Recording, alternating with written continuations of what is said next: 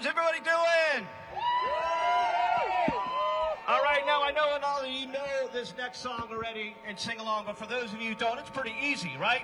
When we sing A Fascist America, you sing No Fascist America. When we sing Trump Must Go Now, well, you know what to do, okay?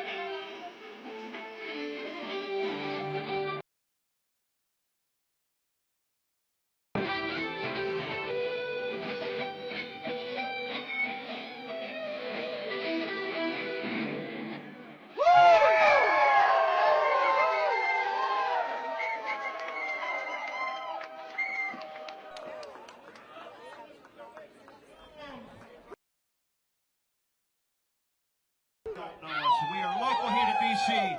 Thank you guys. Can we get, when we say waking, you guys say stone, all right? Waking. Again, waking. Waking. That's right. That's right.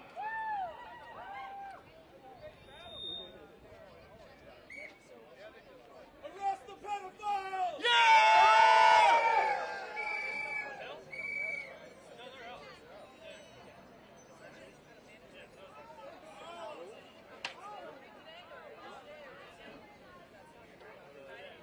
Trump must go now! Trump must go now! Trump must go now! Trump must go now! Trump must go now! Trump must go now! Trump must go now! Trump must go now! Trump must go now! Trump must go now! Trump must go now! We're going to do another song apparently, so we gotta just wait for our speaker to come. So I think you might know this one too. It's Stop the Madness. So there's lines for you too, and that's stand up. Let's hear stand up. Stand up! Let's hear fight back. Fight back! And stand up. Stand up! Fight back. Fight back! I wanna stop it. Take us to the streets with the honey.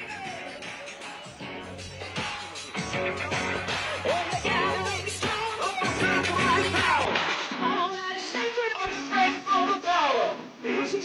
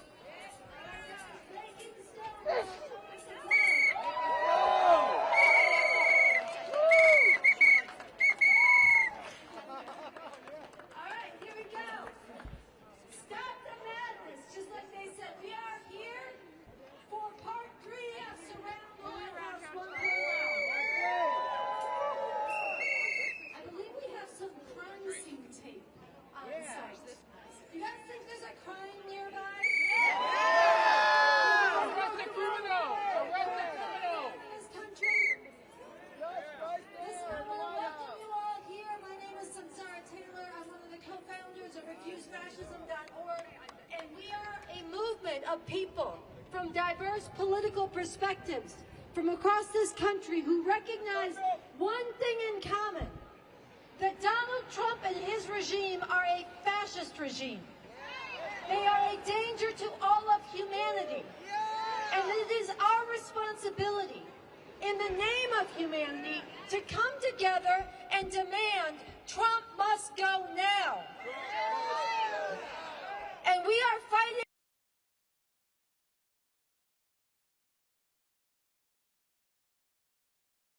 this country and right here in the seat of power, Washington, D.C., in nonviolent but sustained protests. That means not for one day and say, okay, we made our point, we're going home.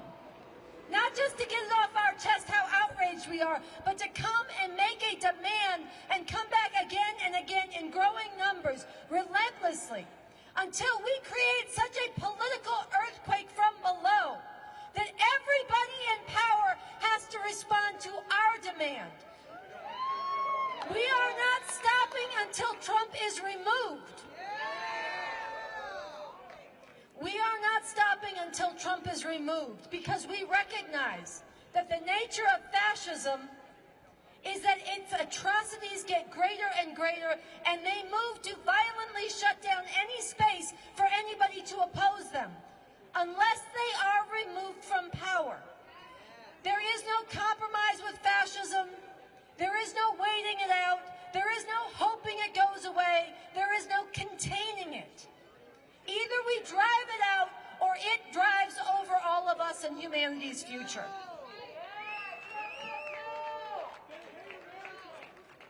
And just this week, just in the last week, we saw Donald Trump get out and call for the execution by hanging of Democratic elected officials. For what? Because they told enlisted troops what their oath actually is. All they did is express what's written into their oath and into the Constitution. And Donald Trump said they should be hanged. This is a massive, massive escalation in violence and threat, and already Senator Slotkin, one of the women in the video calling for people to remember their oath and disobey illegal orders, says she has gotten more than 1,000 death threats. Donald Trump knows he is unleashing violence and terror against his opponents, and that is by design. So whether or not he follows through anytime soon in a public execution, he is calling forward and green-lighting that from his supporters. And meanwhile, he is busy calling nonviolent protesters domestic terrorists. That's right. So we recognize that he is moving to close off the space for anybody to oppose him. And he's doing this because he knows, or at least those around him who may be a little bit more strategic know, that there are millions and there are tens of millions in this country who deeply hate what he is doing to our immigrant sisters and brothers, who deeply hate what he is doing by erasing and attacking the rights of trans people and LGBT people generally. That there are tens of millions of us who hate the fact that right now in half the states across this country, women cannot get a safe, legal abortion. There are tens of millions of us who hate the fact that he is carrying out illegal assassinations of fishermen off the coast of Venezuela merely on his say-so. We hate the attacks on science. We hate the attacks on education. We hate what he is doing to the planet. And we have the power, in our millions, we have the power to drive him out nonviolently. And this is a power that we have to exercise. So it is so important, so precious, so important, so righteous, so beautiful that you are here today. Make some noise for yourselves.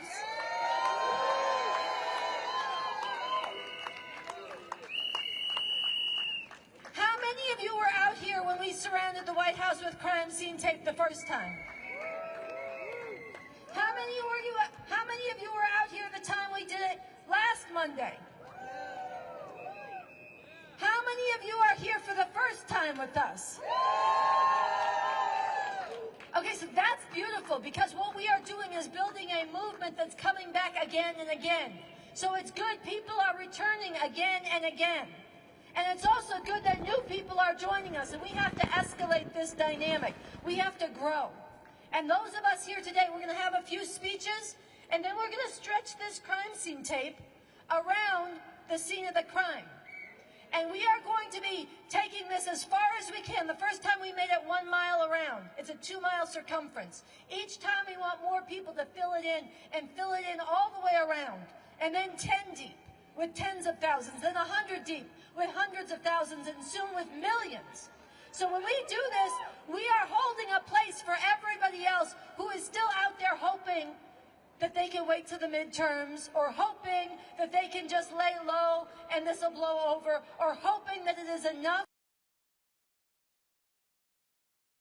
to mention or defend your neighbors or stand up in education, all of which is important.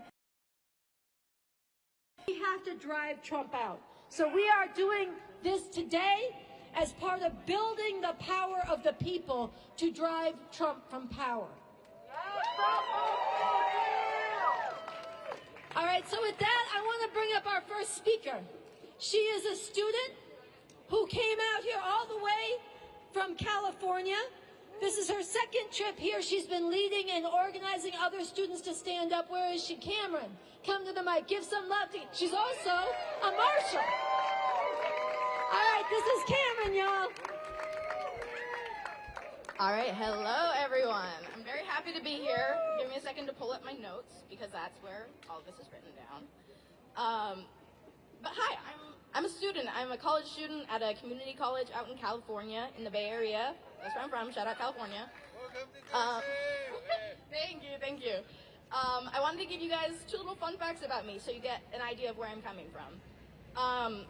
I was born the same year that California legalized gay marriage.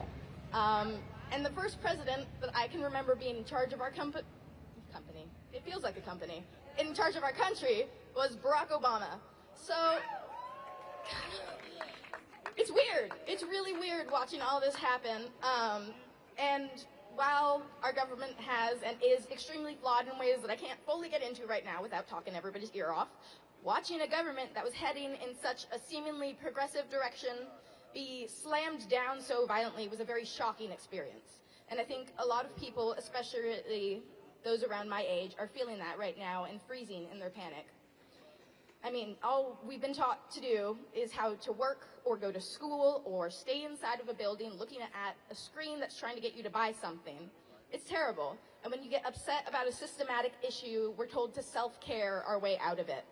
But no amount of self-care is going to save us when we're living under a fascist police state. To those of you at home doubting whether this is a fight worth joining, I ask you this. When we no longer have any notion of choice in how our government functions and how it destroys our communities, ecosystems, and entire planet, will the convenience you had now be worth it? In a similar vein, a quote from the director/activist/artist Alanis Obamsawin: "When the last tree has been cut down and the last fish caught, the last river polluted, only then we will realize that one cannot eat money." Yeah. So yeah, I just need everyone, not just the people here, but people listening at home, to take a moment to realize what a critical moment we are living through right now, that all of us are living through. Like, really sit with it for a minute. We're facing a regime that has control of every branch of our government, that has access to every weapon you could ever imagine, and is putting an absurd amount of this control in the hands of a man baby. It's a daunting feeling to think that's what we're dealing with, but we are out here regardless, because we are strong in our unity and diversity, and we know that now is a time to take a stand, even when faced with cheap intimidation tactics. Many of us have also learned to turn our fears into a chance to ground ourselves and then take action to get things done. We don't freeze in our fear. We use it to move forward. We here today are going to make it undeniable that we, the people, don't want a fascist dictator. We need every single person we can get out here so we can stand a chance at driving this regime from power. So do what you gotta do, but get your ass out here to DC. Yeah, and I just want to say, I know it's a huge ask. It is a lot of sacrifice to get out here. This is like the third week I've skipped of school so I can get out here, which is also not making money from the job I work at. So I'm poor and I'm behind in my classes, but it's better than having a fascist dictator. Yeah. And so we have to know when to put our foot down and say enough is enough. This regime and all oligarchs and fascists alike are absolutely terrified of us uniting radically across boundaries of all kinds to find our collective power and use it to fight back against the rampant, systematic abuses of our marginalized communities. Because when we recognize that we as people who all have to work or struggle just to live, we have way more similarities than we do differences, including the similarity that we all want these fascist tyrants out of our government and prosecuted for their crimes against humanity.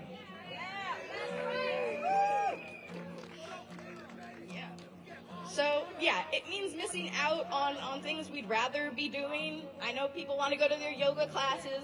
People want to go hang out at bars. I miss the first Halloween where all my friends turned 21, and I turned 21. Miss that, but it's worth it. So, yeah, sometimes it sucks, but we do it because we have to. Because the alternative is a fascist regime that is plucking away our rights one by one, while so many people are just passively watching it happen. What does that turn us into as a people? To continue to turn away no matter what atrocities are in front of us. If you're going home after this protest, I want you to ask these questions not only to yourself, but to anyone in your life who is passively watching our democracy fall to fascism. We cannot be bystanders to such blatant injustices.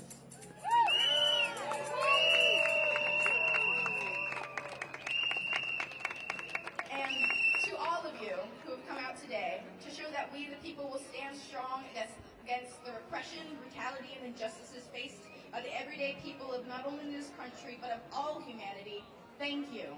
Your presence, strength, and sacrifice may just be what drives the millions we need from across the country to gather here in our nation's capital, day after day, until the Trump's despicable regime is driven from power.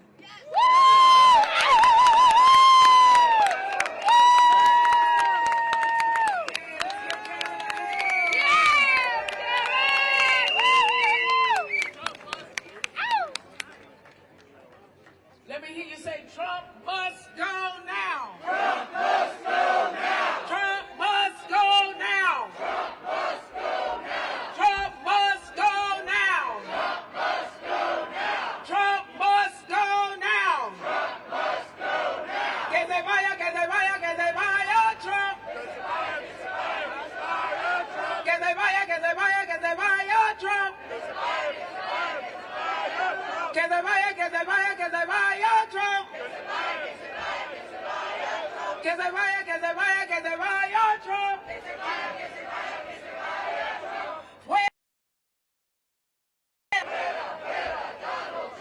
Fuera, fuera, Donald Trump. Let me hear you say, fuera, fuera, Donald Trump.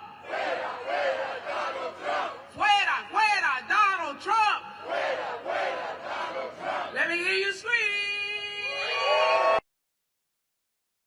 Yes. Are we ready to surround the White House with crime scene tape today? Yes. Because there are criminals in the White House. Have you heard the latest news? James Comey and Letitia James' cases have been dismissed. And why is that? Because the Trump-appointed attorney for the Eastern District of Virginia, Lindsay Halligan, was appointed illegally. That's a crime. That's a crime. So we're doing the right thing. I'm so glad that you all are out here today. Those of you who have stayed past the rally and all the events that happened November 20th through the 22nd, if you're still here, thank you so much. Thank you. Oh, okay. I didn't know if I was too loud. All right. Okay. So, next, On the mic, we have, let me make sure I get the name right, Kelly Michael Williams. He's running for Congress. He is an ANC commissioner and formerly homeless. Let's give a warm welcome to Kelly Michael Williams. He's coming to the mic.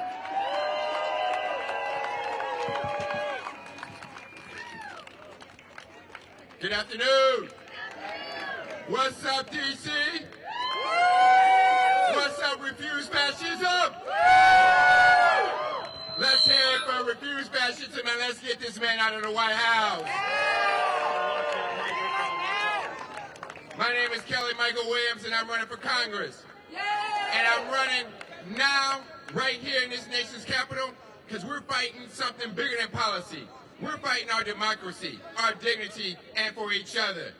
This rally, Refuse Fascism, is in the name of humanity. We must refuse to accept a fascist America and get back to the power to the people.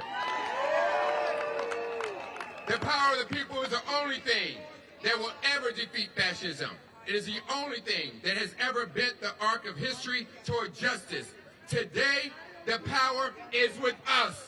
Standing together, refusing to be silenced, refusing to be executed, refusing to be pushed aside and pushed back, refusing to accept a government that tells us who deserves rights and who doesn't. I'm not running for Congress because it's easy. I'm running because I've lived what has happened when a system fails you. I've seen it as a single father, trying to hold my family together. I've seen it when I spent nights wondering where my son and I would sleep. I saw it when I cared for my mother, as Alzheimer's and dementia slowly took her life from me, fighting every single day for her dignity and healthcare system that is designed to confuse, exhaust, and drain us. That experience didn't leave me bitter, but it did make me determined that Trump must go. Healthcare isn't just a policy issue, it's a human right issue. It's about dignity. It's about whether your parents can age in peace. It's about whether you or your child can have care without sacrificing your future. Right now, that dignity is being denied. Families are being priced out, pushed out, and left out. Mental health care is out of reach. Chronic conditions go untreated, and our seniors are suffering alone. We need universal coverage. We need Medicare for all. We need community clinics, mental health support, and home-based care. We need a system that wraps around people instead of abandoning them. The same is true for housing. I was once homeless in the city with my young son, living in the back of my car. And I know what it feels like to not be seen or to feel invisible when the government doesn't help you, doesn't support you. To feel like you're surviving day to day like the government is looking the other way. Housing is safety. Housing is stability.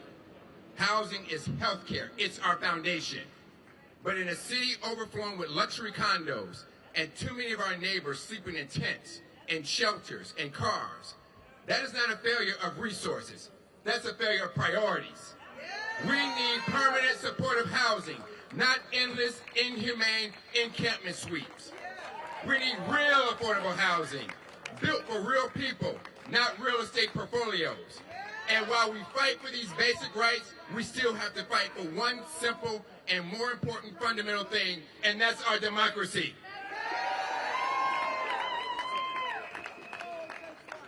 I've worked in government 25 years as an ANC chair, as a director of constituent service on DC Council, as a legislative aide and a White House staffer, and as someone who has helped my neighbors battle landlords and navigate the complete system that's often seen designed to tear them down and make them quit.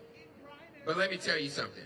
What Congress is doing to our nation's capital is not just disrespectful, it's un-American. Over 700,000 taxpayers live in this city. That's veterans, teachers, first responders, parents, seniors, you and me. people who are working 2 jobs just to pay the rent. And yet Congress treats us like second-class citizens, blocking our laws, undermining our safety, deploying troops in our streets. If that's not authoritarian control, I don't know what it is. It's time. In fact, it's past time for full D.C. statehood. We don't want symbolic statehood. We want full rights, full representation, and full democracy. Because the fight for fascism begins here. It begins by refusing to let anyone dictate and tell us that our city doesn't count. My campaign isn't about me. It's about us. It's about building a state where no one is invisible, where policy is rooted in lived experiences, where every person, housed and unhoused, young and old, black, white, and brown, has a voice and a vote that matters. If you've ever been overlooked, if you've ever been underestimated, if you've ever been ignored, my campaign is for you.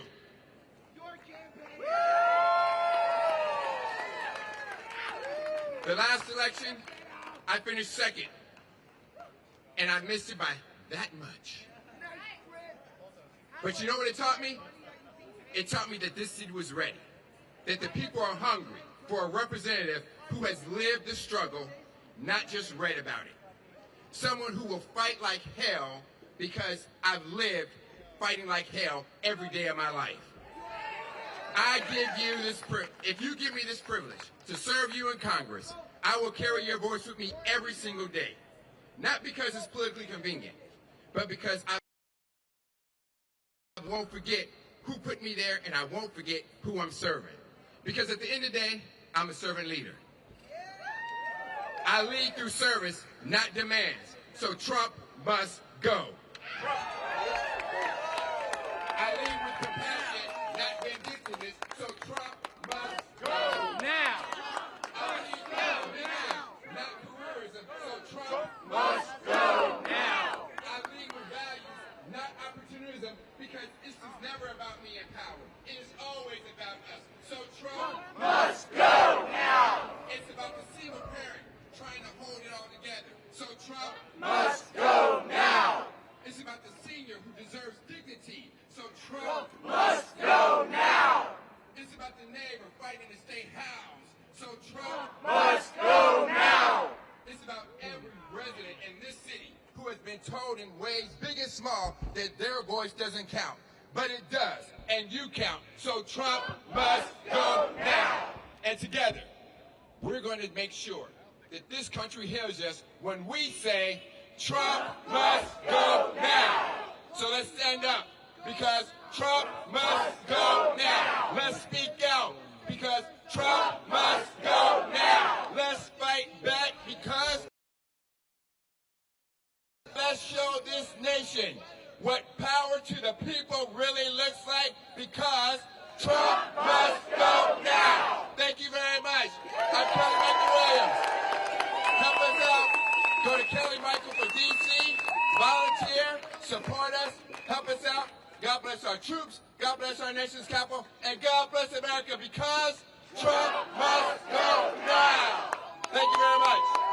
Thank you. Thank you. Trump must go now. Trump must go now. Trump must go now. Trump must go now. Trump must go now. Trump must go now. Danger, danger, there's a fascist in the White House. It's up to us to drive him out.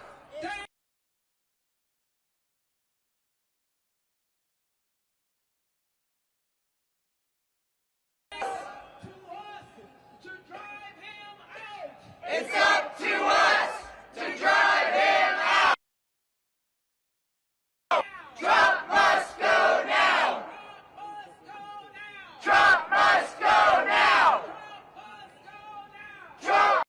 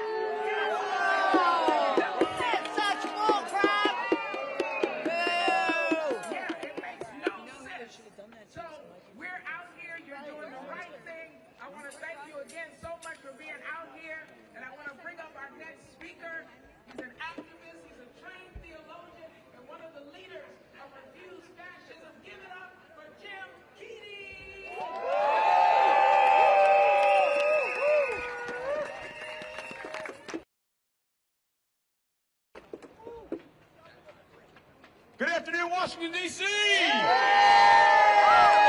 Once again, it was my pleasure to drive down here from the great Garden State of New Jersey to join all of you in the streets to demand that Trump must go now.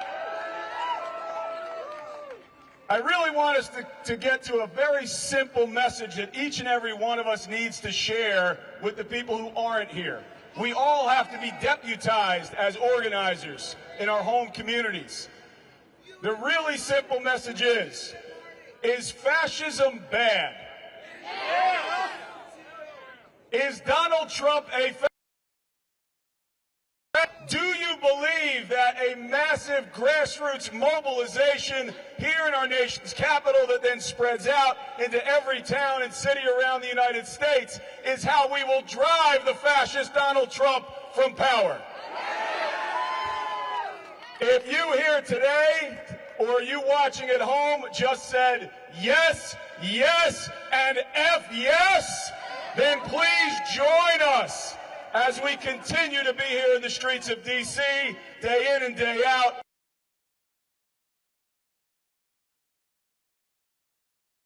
Spread it out into our communities around the United States. So now we've talked about why collectively we are all here. I would like to briefly tell you about why I am here. As was mentioned in the introduction, I am a Christian liberation theologian by academic study and praxis. I see at least one cleric out there in the crowd. Is there anyone else here that would identify as a Christian? You can raise your hand just so we see it. I want to see it. Please raise your hands. Okay. We have a special responsibility in this moment and in this movement, because the underpinnings of the movement that put Donald Trump into office is white Christian fascist nationalism. And it is imperative on us to go back to our communities of faith and challenge it at its very core. I don't know what those individuals think. When I read as a theologian the gospel, I see an itinerant preacher from Galilee who so shook the power structure in his own day that they hunted him down in the middle of the night, they trumped up charges against him, they beat him publicly, and then hung him on a dump outside of the city to die between two criminals. He was no imperialist. His message is one of liberation to the poor. He said, I came to bring good news to the poor. Generally, that means bad news to the rich and the powerful. And in this situation, Donald Trump has been both of those in the arc of his private life and in his public life. So I say to all my fellow Christians out there, the way that Donald Trump animates in this world is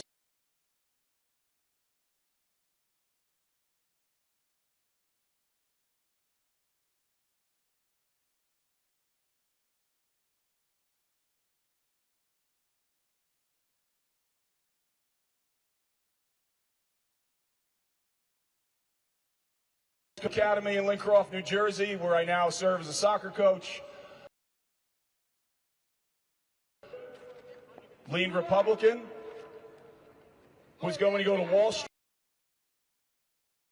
Street and be retired by the time I was in my 30s. Grew up with and had my entire worldview shattered.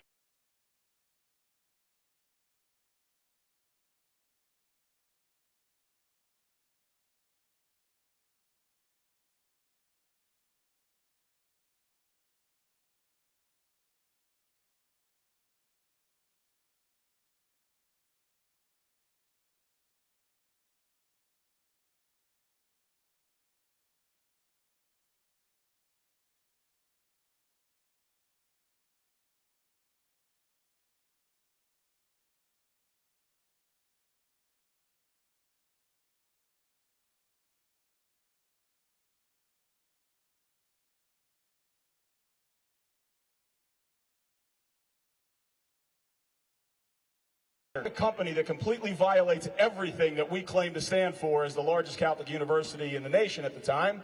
Nike was it.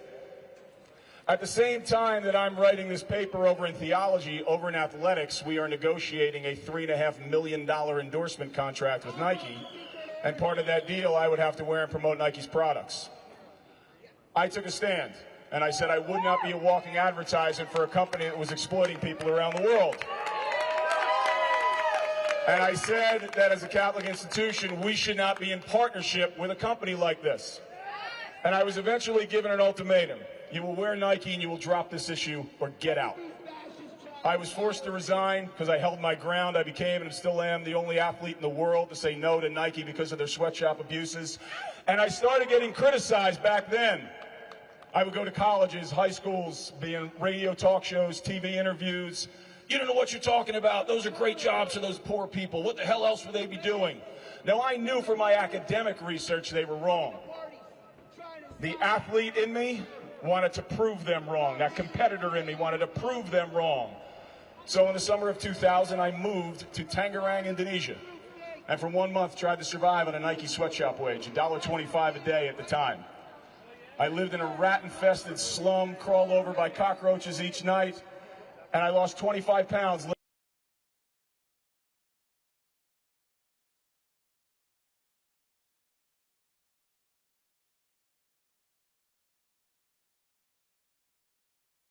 Home, and I will advocate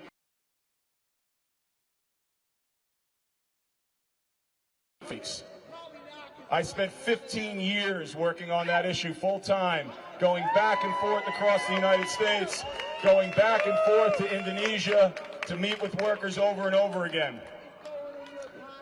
And I share this story not so that you clap for me, but I share it because each of us has to know our origin story and to be able to share it with people.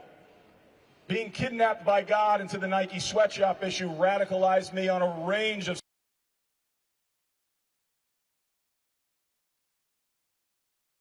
Park, where we fought for affordable housing, where we fought for a homeless shelter to be built, where we fought for good jobs for people that were unemployed.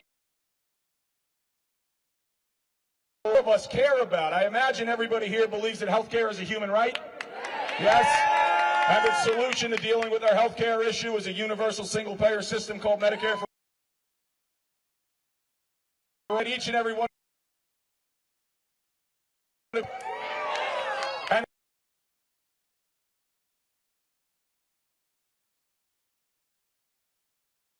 And driving up the cost of housing and the cost.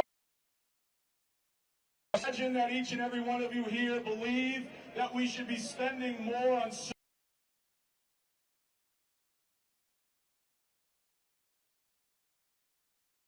military industrial complex to slaughter people around the world. I imagine each of you believe that we should not be funding and arming the genocide in Gaza. And that needs to stop. I would imagine that each one of you here believes that we should have a humane immigration.